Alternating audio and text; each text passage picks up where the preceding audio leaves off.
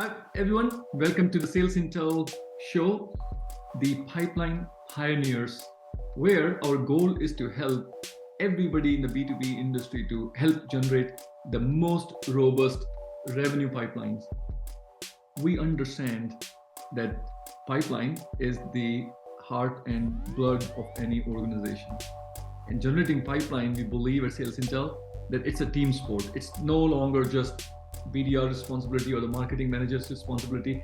It truly takes a village to build a robust revenue pipeline. Today, I'm excited to have James Kravic from Dragon 360 as our guest. James, how are you? Good. Happy to be here. No, thank you so much for joining our podcast here. James, to start, give our audience a quick overview of your background and how, in your role, you help generate the pipeline. Yeah, sure. So I actually, I feel like I have an interesting angle and compared to maybe some of the other guests on here. So I come agency side. So Dragon 360 is a paid media agency. I lead our paid media team. We work with B2B brands across, I don't know, I've probably worked with hundreds of different B2B brands over the course of my 10 years, 11, 12 years doing this at this point. I also run all of our internal marketing. So I kind of have this like agency and in-house thing going at the same time because I am heavily responsible for generating pipeline for Dragon 360 and heavily responsible for driving pipeline through paid media for on behalf of our clients. And like honestly, it's like completely two different worlds, right? Like our ICP is typically like enterprise, like $100 million+ companies versus like our agency, which is a couple $1,000,000 a year. So like I see all spectrums. So I'm excited to dive into both today. Oh, that's great. So you have data points from hundreds of clients that you're helping generate the pipeline. So I'm excited to dive deeper into your experiences. So James, last year was hard, right? It was hard for a lot of our businesses where generating pipeline was tough. Converting those pipelines to revenue was difficult, and many companies just did not meet their revenue goals, right? And now we can look back and see what were the mistakes that we made, right? If you were to look back at 2023 and pick one mistake that you think you made or the clients that you were helping made in pipeline generation, what will that be, and what's the lesson learned from that? Yeah, so honestly, I'll start with us because I honestly feel like there's a little bit more of a story here. So being agency side and selling services is a lot different than selling tech, right? Like there's a lot more consultative sales, and I think where we have struggled for an agency, honestly, for years is more around like our positioning rather than, you know, spending more in paid media or doing more tactics, because like the reality is like we are consultants and like our approach has always been like custom. So if you go back and you look at like reviews from our client, like people always say like, how do you know what you're good at to go like talk to your clients, right? And they ask you, right? And if you read our reviews, they're like, oh, like we really like how Dragon 360 hand holds us through things. They have a custom approach, blah, blah, blah, blah, blah. But like from a marketing perspective, that's like wildly difficult to articulate, right? If I came to you as an agency, I was like, yeah, we're custom and we kind of like put in more effort than other clients, you'd kind of be like, okay, cool. That doesn't really mean anything to me. Versus if I was able to walk you through our standard process of start to finish of how we approach and kind of like how we're different from other agencies. So like we've been taking the last probably 6 months or so and like really refining our messaging and positioning, and honestly like working on productizing our services so that we're not selling custom solutions to everybody. And I honestly think that in the tech space, it's like selling tools, SaaS products, like it's very similar, right? Like I think that there's a lot of founders out there who are focused on selling, I don't know if you listen to like Anthony Pieri a lot, but he made this comment. He's a big time product marketer. He made this comment around like how founders set their positioning to, there's like positioning that's focused on investors and like positioning that's focused on like who your actual customers are. And you need to be positioned to sell to who your customers are and not, the future state, right? Like you're not selling like the vision, you're not selling the future. And I think that that's like one of the things that we even see in like the paid media side, right? So like, we are getting messaging and ads from our clients that are put together by like the product marketing team. And, I can tell you every ad, it doesn't even matter what the product or who they're serving is. Like in B2B, it's about like saving time and money, right? Like that's what Yep. every product does. It saves you time and money.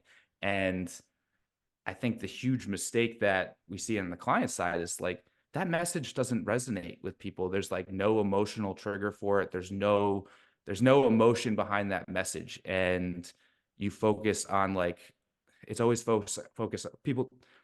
One of the things that people always say, and it's kind of like a cliche, is like people buy on emotion and like justify with logic. And in B2B, like, and we're so heavily focused on this content that is like the logical reasoning to Yep. Yep. buying something, saves time and money, versus like the emotional trigger of like how it actually makes your day better. And I think that from the ad side of things, like that messaging like doesn't really work anymore. And this is where we can start learning from D2C, like tying in some of that emotional element. So that's like, I know it's diving into your next question. That's one of the things I'm excited about in the future, because I think a lot of companies are starting to go in that direction.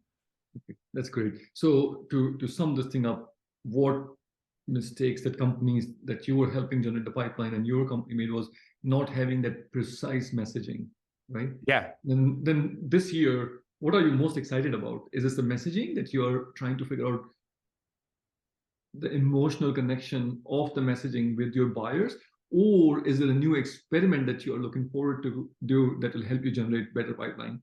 Yeah, I mean, internally for us, I just feel like we are finally in a position where we have messaging and positioning that we can scale out and test different channels, period, right? Yep. On the agency side, like you are always your worst client at the end of the day. Unfortunately, that's just kind of how it ends up working. Your marketing marketers is just like hard. So now we have like messaging and positioning that's in place that we can take to paid media. We can take to pitch events at conferences. We can uh, be way more active on LinkedIn and have more of a distinct message. And not, I feel like last year, for example, in LinkedIn, like we got really lost in the echo chamber of LinkedIn saying the same stuff as everybody else. Yep. Now we have a defined message. And then, I mean, kind of diving into our message. So what I'm excited about to like take to our clients is that there's been a huge focus. Again, if you're in the LinkedIn echo chamber, I'm going to keep kind of using that terminology. You always hear about people complain about the alignment between like sales and Mhm. marketing.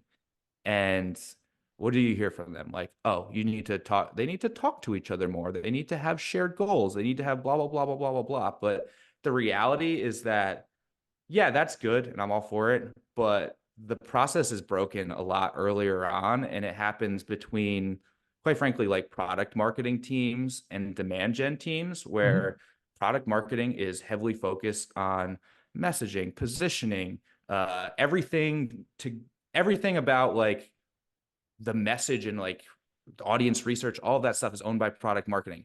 Demand gen is about how can we get leads? And what happens is like product marketing does all this research, they hand it off to the demand gen team, and they're like, okay, here's the white paper that we created, like go get leads. And this year, like our huge focus as an agency is like getting much more involved in the campaign planning process to fix that disconnect between product marketing teams and demand gen teams, so that product marketers are thinking about how they're going to distribute content, Mhm. like building content and messaging that is built for advertising and built for, I mean, whatever distribution channel, honestly.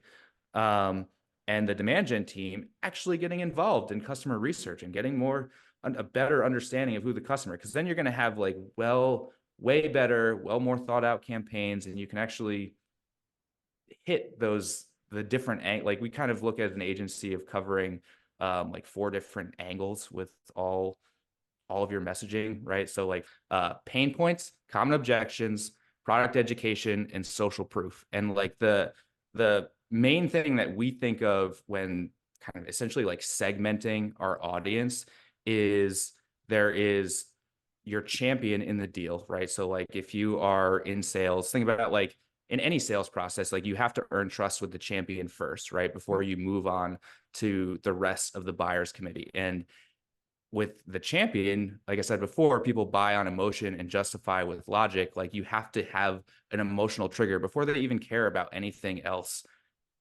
product wise, right? Like, who's doing really well with this right now? You're going to hate to hear it, Apollo. Like, I feel like what they're doing in their messaging is like, is very, very good with that right now.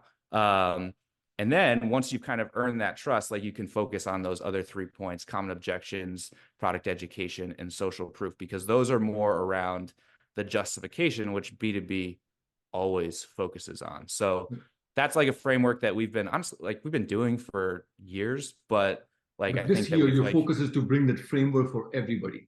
exactly, That's awesome. and get that message out there a lot more, and kind of almost standardize the process. That is awesome. That's awesome, James. James, now we're going to shift the gears and do a working exercise here. So let me share my screen and explain how this is going to work. There it is. There it is. All right. So here's how this exercise will go. You have 100 pennies, right? There are 10 coins here. Each coin is worth 10 pennies. And then here are different channels, because growth comes from different channels in marketing. Pipeline is generated through different channels, product-led growth, sales, marketing, community partnership, and so on and so forth. So the objective here, James, is for you to place your bets, to use these 100 pennies to generate the most optimal pipeline for your business or for your client, right? How would you distribute these 100 pennies? At the end of that, I'll show you how has the community spent their $100, 100 pennies, and how does your 100 penny investment stack up against that? Okay. All right. So let's go. All right. So I'm going to go in deep right off the bat. So first of all, this is for Dragon 360, our agency. I feel like it's just what I want to focus on. Yep. I would put 50 of those pennies in partnerships. That's a big bet, buddy. Here. I am a big fan of, I'll call it the near-bound movement. And so the reason why I think partnerships are important, because partnerships can be tied into all of these, right? Like partnerships can be tied into events, partnerships can be tied into community, partnerships definitely can be tied into marketing. I mean, it's especially like in our space where business is so heavily reliant on like word of mouth and referrals, like partnerships is definitely the number one thing.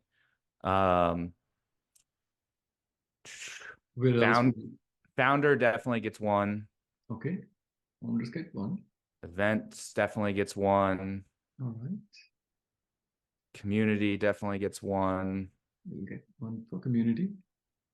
And man, customer is an interesting one. How do you define customers? Are you defining it as like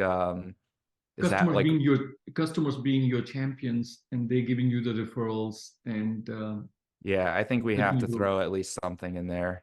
All right. And then of course marketing. We made 10 pennies for marketing as a marketing agency. Okay. Brand sale, I mean, yeah. Sales is it's interesting because we are throwing some pennies in sales for once this year, but I don't know. My pennies are in partnership. Customer, marketing, and community, right?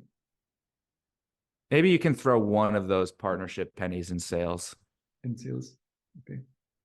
It's interesting because like agency side, like we're heavily who's the sales team is like me and our CEO, right? But ironically, this year we have a plan to potentially build out a sales team. So that's great. I have to put something there. Yeah, absolutely. So look, lots of companies are continuing with the sales led motion. So here, James, is how industry, as a whole, made their bets in 2023.